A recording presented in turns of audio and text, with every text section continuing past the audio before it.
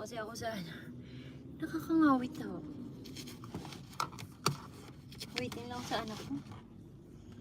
Wala pa. Kaya, sorry work. Hindi ako nakapasok today kasi may sakit yung anak ko. Mataas ang lagnat. Kaya, yun.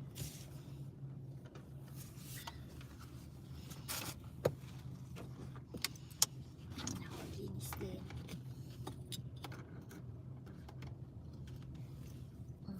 Ang dami ko nakuha. Then, baka may pamunas tayo sa likod at magpunas po tayo. Dahil talagang grabe talaga. Mga bariya. Ito talaga, alam nyo guys, itong ano, pang-stamp na pula. Problemado ako dito palagi dati nun eh.